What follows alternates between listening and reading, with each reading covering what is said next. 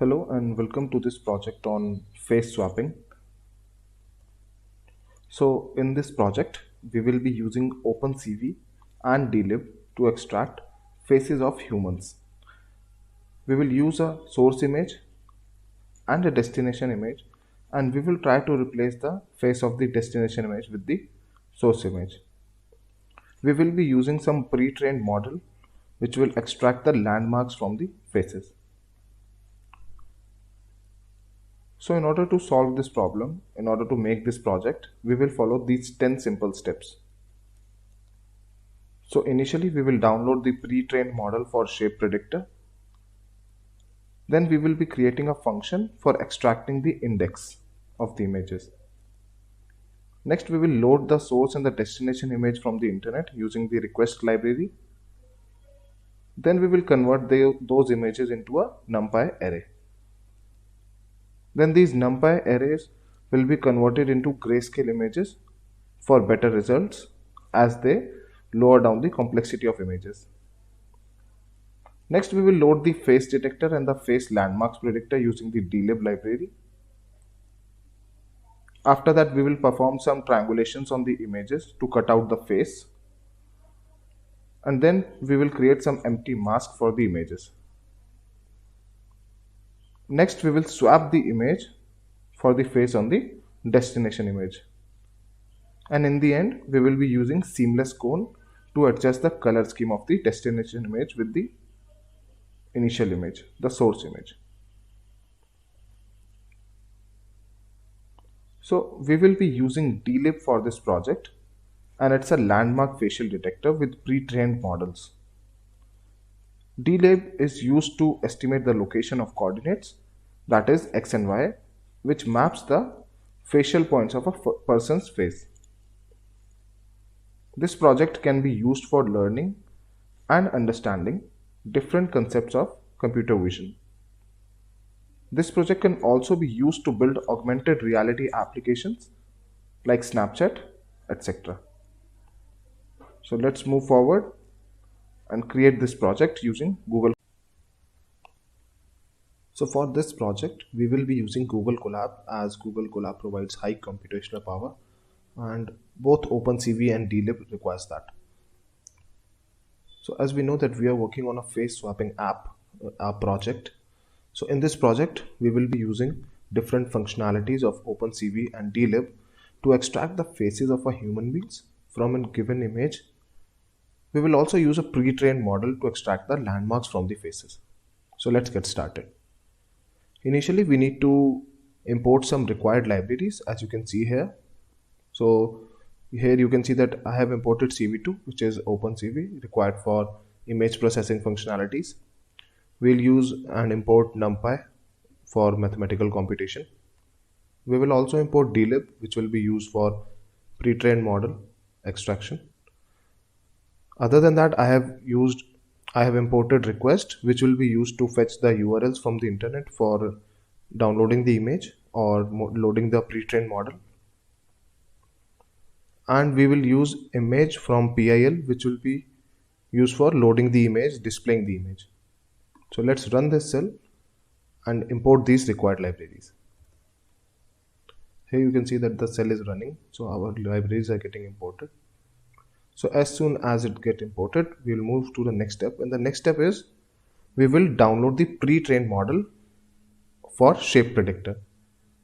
This is the URL for the GitHub where the pre-trained model is stored. Here you can see that the name of the model is shape predictor 68 face landmarks.dat. We will download this using wget function. Let's run this cell and download this pre-trained model into our Google Colab. This link is of a GitHub account where this model is being stored. We are downloading it from that GitHub account. So here you can see that our model has been downloaded. It's around 112 MB and it's stored in our Google Colab. So now next we will create a function which will extract the index from the NumPy array. So here you can see that the name of the function is extract index from NP array. We are defining the index as none. and we are defining a for loop which will extract the index and store it into a num variable, and it will return the index. Let's run this cell and create this function.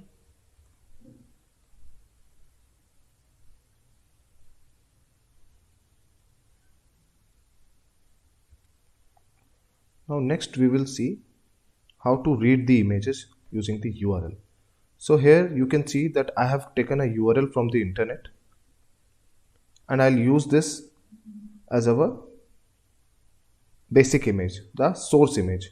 You can take any image and then we will resize this image. Let's run this cell and load this image into our Google Colab.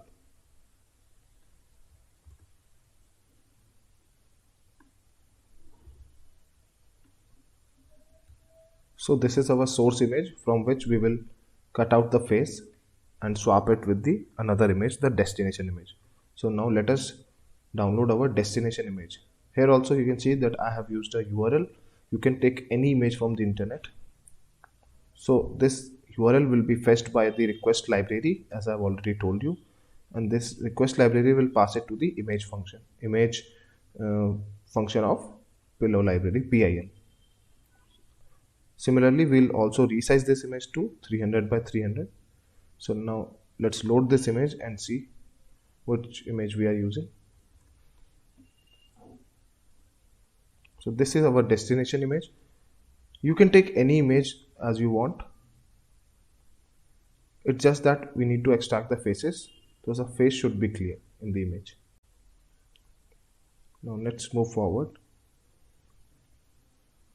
So here you can see that we will convert our images into a NumPy array, as you can see here, np.array image1.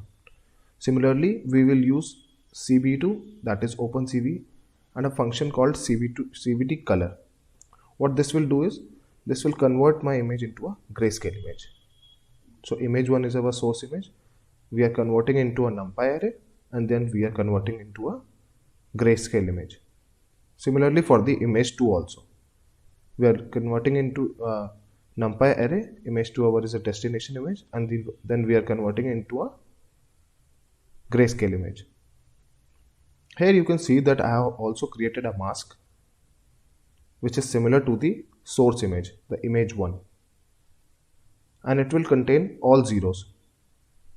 This image will be stored as a NumPy array and it will contain all zeros. Let's run this and create our mask and convert our images. So here it has created an empty mask and also converted our images into grayscale. Let's move forward. So next what we'll do is we'll load the face detector and face landmarks predictor using the dlib. So here you can see that we have loaded the detector using dlib.getFrontalFaceDetector. It is already defined in dlib, the getFrontalFaceDetector function. Similarly, we'll use the shape predictor, which will be loaded using the shapepredictor68 facelandmarks.dat file. After loading these detector and predictor, we will store the height, width and channels of the destination image using the image2.shape function. Other than that, we are also creating a new face, that is np.0, and pass the height, width and channel. Let's run this cell and create the empty image with zeros.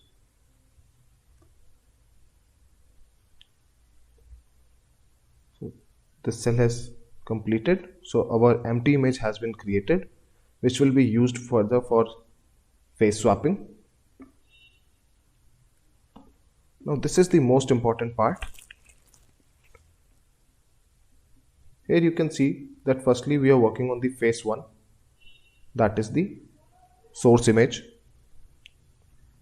In this source image we are creating a function which will detect the landmarks using the predictor function and store them. So first we need to pass the image to detector, then that object will be used to extract the landmarks using that predictor. Then storing the extracted landmarks points x and y into the landmarks, as you can see here, x and y. And we are going to segment these into the triangles.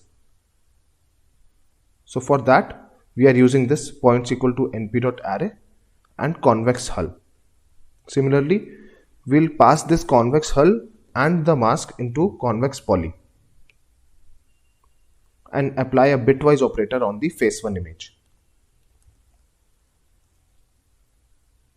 After that, you can see here that we are doing the triangulation. So the triangulation, we are using the bounding rectangle and pass our convex hull as we have created above. Similarly, we'll also divide it into a 2D using the subdiv function. Next, this subdiv function will insert the landmarks point also, as we have found above. Similarly, triangles also using the get triangles list, and then all this is stored into a numpy array. So here you can see that the triangle is stored into a numpy array using the np.array. Next, what we'll do is we'll find the indexes of the triangles. So for t in triangles, we'll store 3 points and we'll store the rectangle indexes into these points.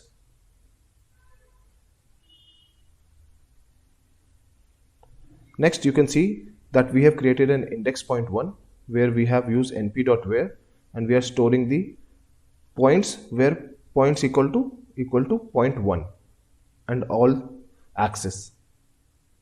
Similarly for point 2 and similarly for index point 3. In the end, what we are doing is we are finding out that if index point 1 is not none and index point 2 is not none, and similarly for index point 3, then the triangle will be index point 1, point 2 and point 3, and we'll append the triangle into indexes or triangle. So this is the most important step to find out the triangulation of the images. We are working on the source image. So let's run this cell and complete this step. So as you can see, it's completed. Now we'll perform the same operation for the destination image, the face 2. We are also extracting the landmarks for the image 2. So let's run this cell and perform the same operations for image 2 also, that is the destination image.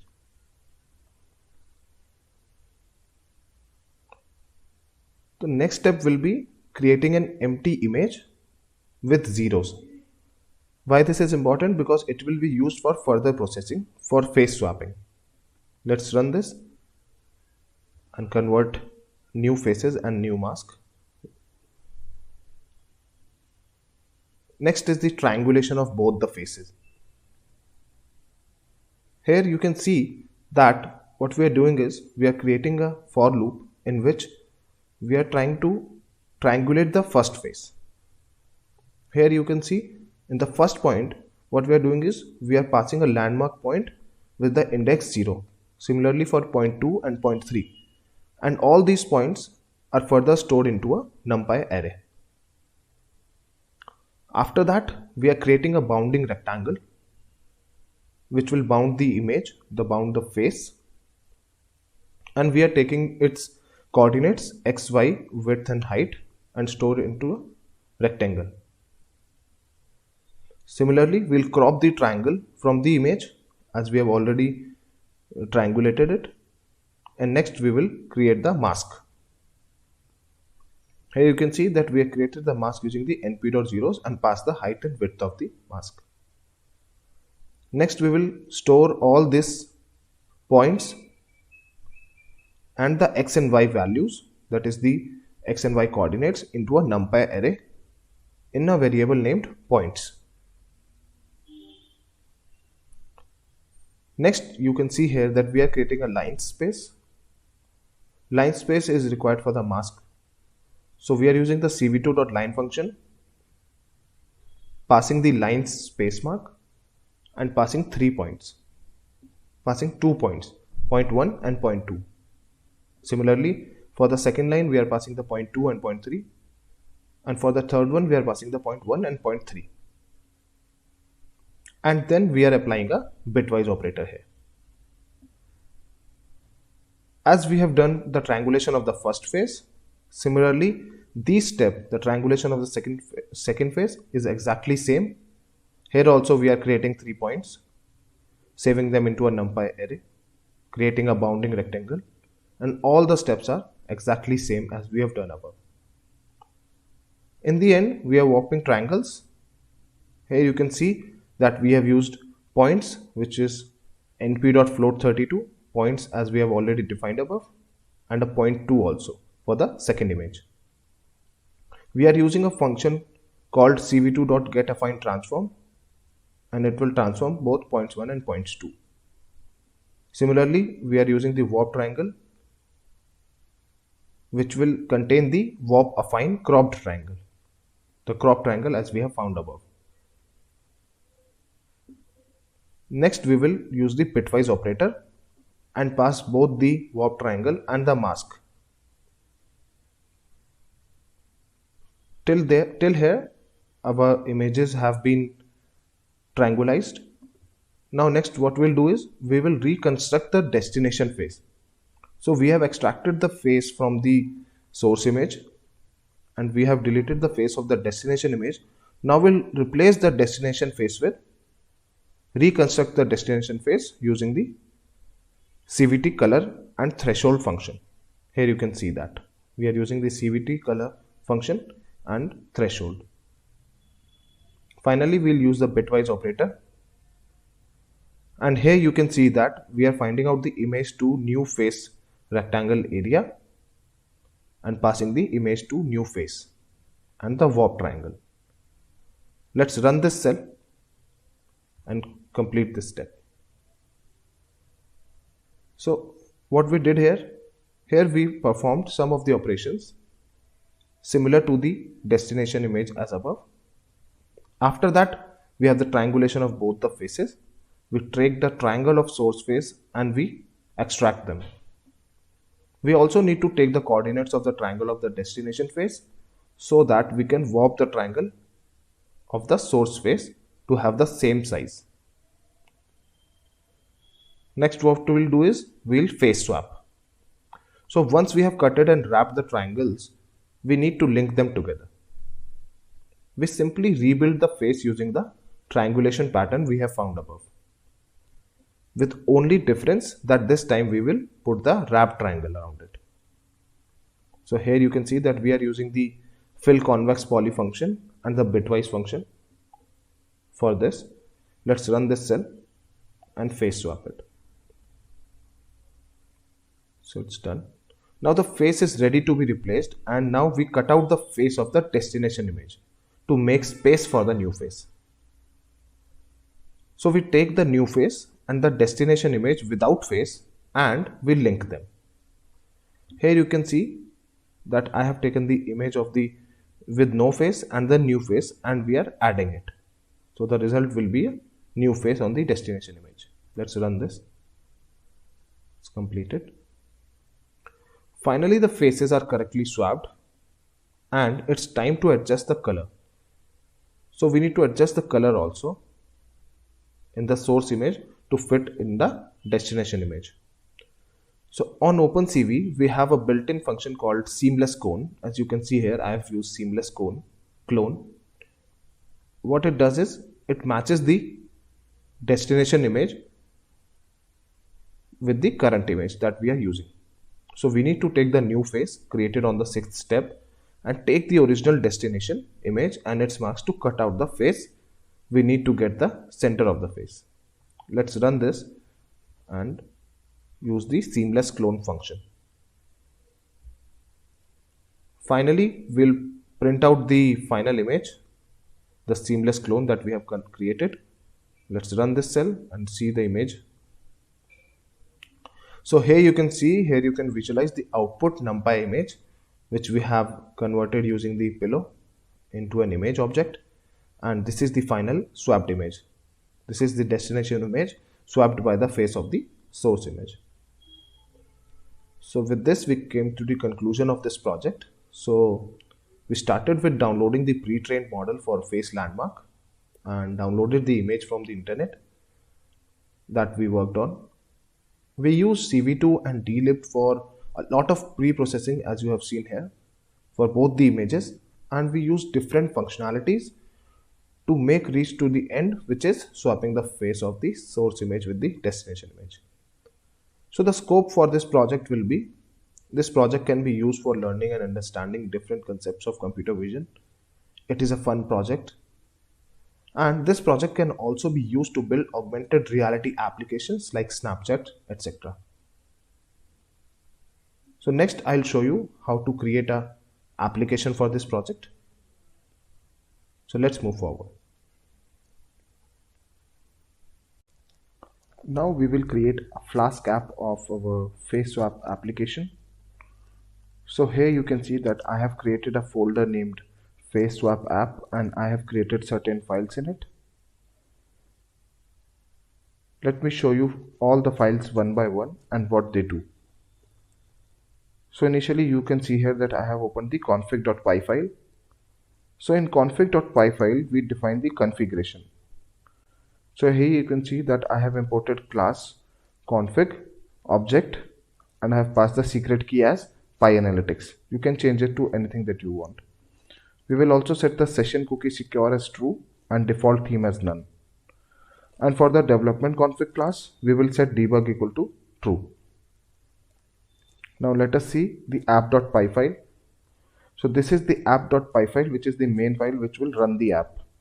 So here you can see that it is importing app from app, and whenever main is encountered, app will be run using the app.run command. Other than this, here we can see the init.py file in the app folder. So init.py file is the initializer. Here you can see that we are importing Flask from Flask and we are passing the name of the app. Similarly, we are calling the config file as we have already defined that in the config.py, and we are calling the development config from that. And after that we are importing views from app. So let us see the views.py file. So this is the views.py file. This is the important file where all our code will be stored. The code for the application that we have already created, the code for the project. So let's see what all it contains. So initially we will import all the required libraries. As you can see here, we are importing Flask. We are importing request and render templates URL from Flask. We are also importing computer vision, NumPy, image, string, random, OS and dlib. So after that we will add the paths to the configuration. So here you can see that we are using the initial file uploads path and passing the app static uploads. That is the app folder static, and in the static folder there is an upload folder. So we are passing that path here. After that we are saving our pre-trained model, as I have shown you in Colab code, our pre-trained .dat model, which we downloaded from GitHub, and storing it into a variable name shape predictor face landmarks. Now we will repeat the same exact code as we did in the Google Colab. Here you can see that we are extracting the index of the NumPy array. We are getting an image of the that we will be working on, image.open, image.resize. Then we are extracting the index of the image. So an app runs by two methods, get and post. So get is initialized in the first phase. So get will it will load the index page, and as soon as we click any button or we do any action on the home page, it will activate the post method. So in the get method we have set index.html, which is the main file, the home page, and in the post method you can see that we are uploading images that we want to swap faces of, and exactly same code that we have done in the Google Colab. So we are generating a unique name to save the images. After that we are saving the images. We are using the dlib library to get the frontal face. Then we will do the triangulation as we have already did in, you have to paste that exact same code from your Google Colab in this views.py file. This views.py file is opened in a code editor because it is a Python script. You can use any code editor. I am currently working on Atom. Here you can see that it is the exact same code as we have did in Google Colab. We are founding the bounding rectangle, we are founding the landmarks point, we are creating the triangle list as I have already shown you in the Google Colab. So let's skip this. You can copy that code, exactly same code here. This is the exact same code as we have did in the Google Colab. So in the end, after all this code we copied from there, we'll save the result into initial file upload path as we have already defined above, and we will return the render template index.html. After that, we have called the main function, the app.run, which will run the app. Now let's see how we design the front end of this app, how this app will look. So for that, we need to go to the templates folder, and in the templates folder I have defined a file index.html. So in order to understand this index.html file, you should have a basic understanding of CSS and HTML.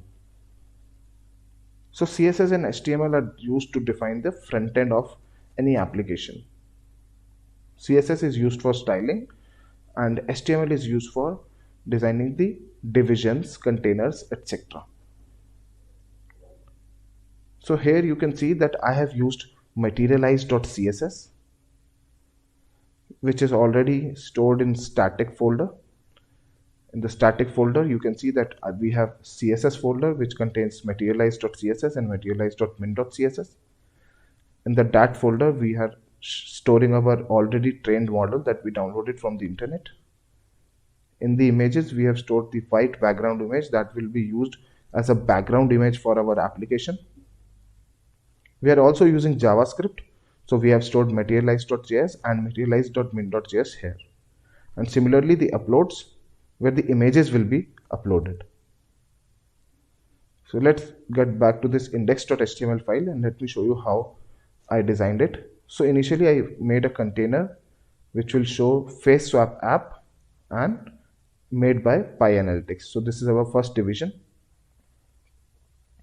After this division, I have created two containers which will upload the source image. I have given a browse button which will browse for the source image, and we will similarly upload the destination image using the browse button for that also.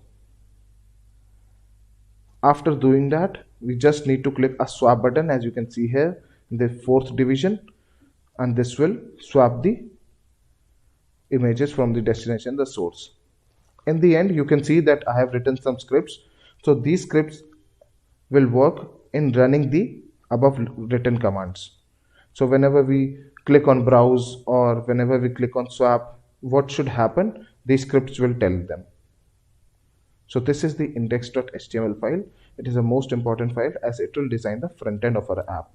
So if you know HTML and CSS well, you can design your own front end. Now let's move forward and let me show you some of the other important files. So this is the proc file. A proc file is generally important when we deploy the app. So a proc file, as you can see here, it contains web, which will tell the deployment app that this is a web app. And similarly, Gunigon will run the app from app. And here you can see that we have set the timeout as 60. So it will be 60 seconds. It will wait for 60 seconds after we click any button for timeout. Other than that, I have also created a readme file. This contains all the steps how you can run this app. We'll see that later. And the most important file, that is requirements.txt. So requirements.txt file is the most important because it contains all the requirements all the dependencies of our project. So what do we mean by dependencies or requirements of our project? So here you can see that it is showing us that dlib equal to 19.21.1. So this is the version of the dlib. Similarly, numpy, opencv, flask. So what requirements.txt does? It creates a requirement.txt file which contains the library names with their version that are used to run this app. So in case you don't know what all libraries and versions you are using, you can create this requirement file on your own. So let me show you how you can create this requirements file on your own. But for that, you need to copy the path of this folder where your app is stored and open the Anaconda command prompt. Let me show you how to do that. You just need to copy the path of the folder and open Anaconda command prompt.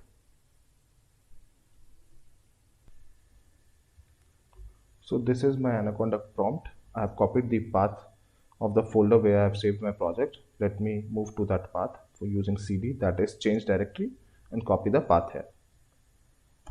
So I've got inside that folder where my app is stored. Now we will use the command pip reqs.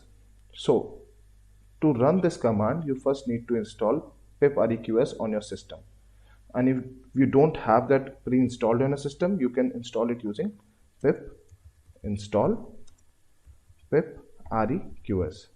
So what this will do, this will install this pip reqs library on your system. So as I have already installed it on my system, it's showing me requirement already satisfied. Now we will make that requirements file using the pip reqs file. So pip reqs. So this command will create a requirements file in my folder which will contain the requirements that is all the libraries that are required to run this project. So I have already shown you that I have created that file and it contains all the libraries that are required for my app. So it's giving me a warning that the file is already existing. Next, so in order to install all the dependencies, in order to install all the libraries that we will use to create this app, to run this app, we need to install all the libraries that are required in this, that are defined in this requirements.txt file. So let me show you how you can do that. So for that, you just need to run a command pip install -r requirements.txt.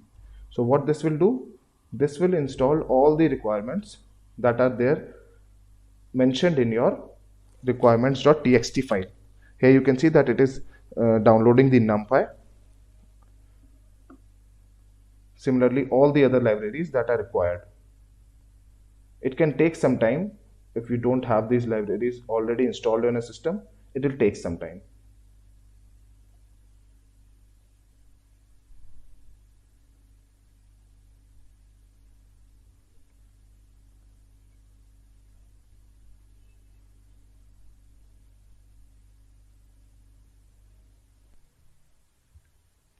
So here you can see that all the libraries that were required and were mentioned in requirements.txt file, all of them are downloaded here.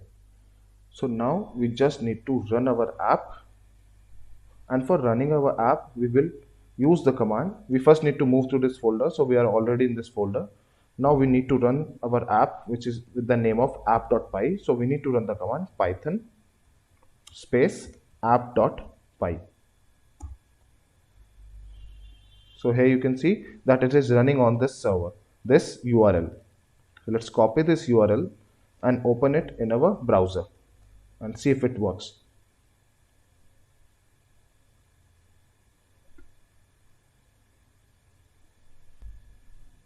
So here you can see that I have copied that URL in my browser, and this is my app as we have created.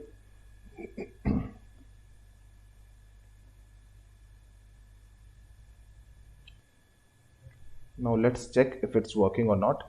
So we will browse some images.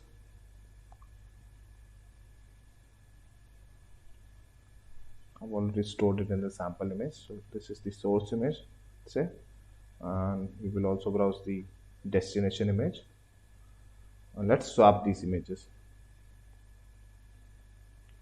So here you can see that our app is working correctly and it's working fine. So with this, we came to an end of this project. You can design your own front end as I have shown you in the index.html file. Also, you can use different images for face swapping. Thank you.